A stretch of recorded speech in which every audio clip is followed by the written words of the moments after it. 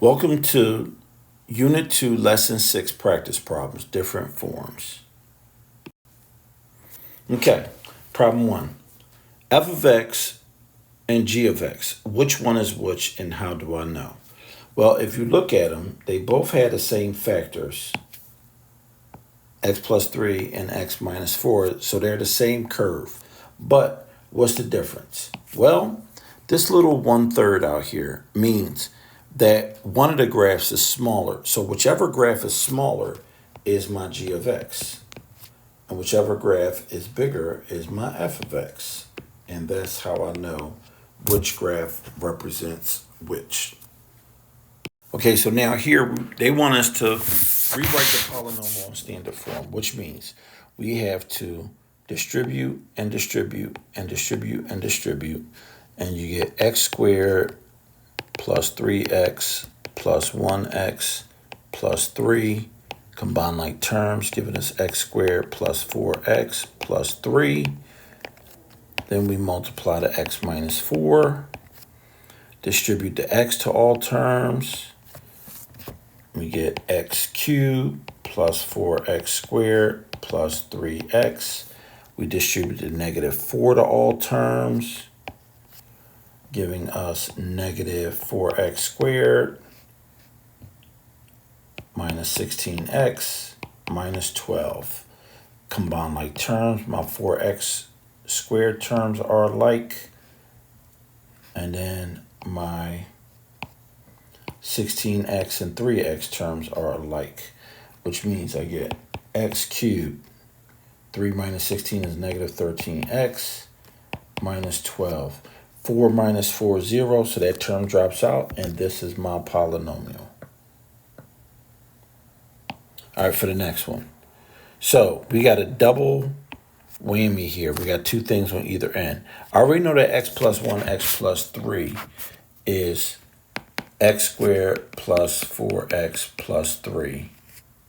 I already know my x minus 4 will give me x cubed minus 13x minus 12. But what does this 3 do?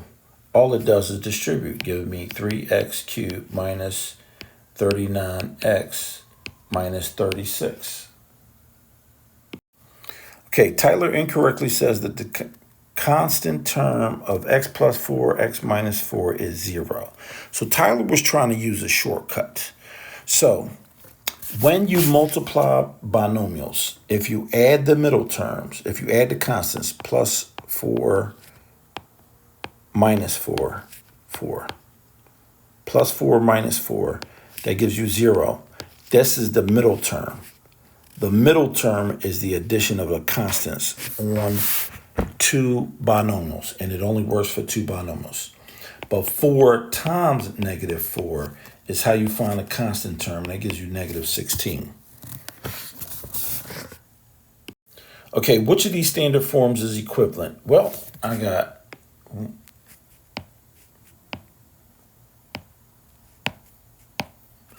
1x, 2x, 3x, and 3x. If I multiply all of them together, I get 3x to the 4th. All right, so that leaves me with C and D. Now what I'm going to do is I'm just going to look at the constants. 1, negative 2, plus 4, and plus 7. So that gives me 2 times 4 is 8. 8 times 7 is 56. I got 1 negative. I get minus 56. So that gives me C as the best answer. You don't even have to multiply all the terms. So multiply the x's, which will be a leading term, and then multiply the constants.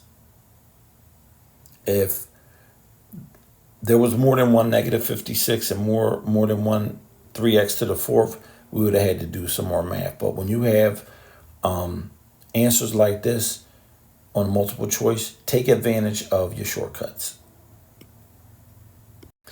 And finally, looking at a problem like this,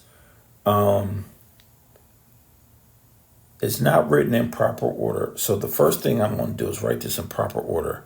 So 5x cubed minus 4x squared plus 7x plus 5.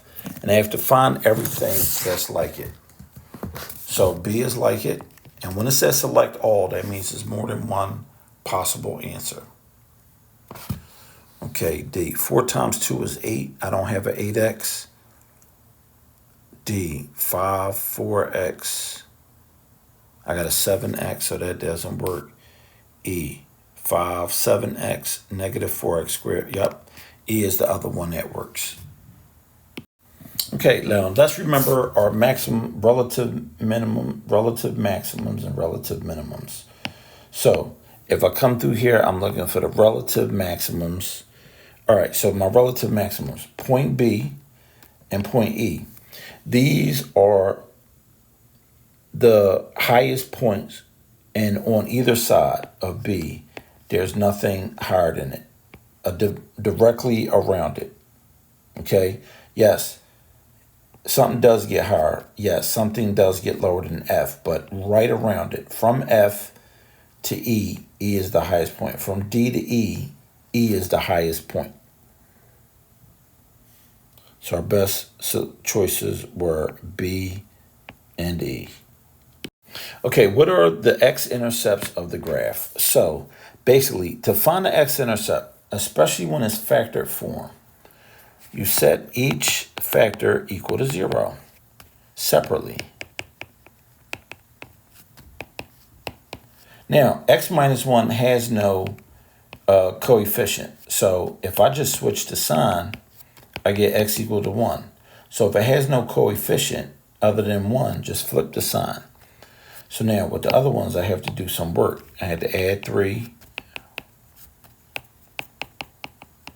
Then I have to divide by 5. And x equals 3/5. And then for the last one, I had to subtract 8 from both sides. Divide by 3.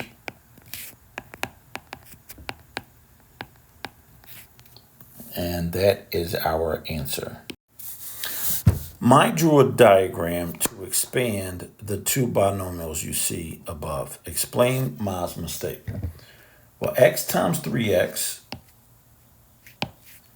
is 3x squared. That's good. X times 1 is 1x. That's good. 4 times 3x is not 7x. It's 12x. May added, she didn't multiply. And then 4 times 1 is 4, not 5. Now, how could she forget that she was multiplying in the top row and adding in the second row?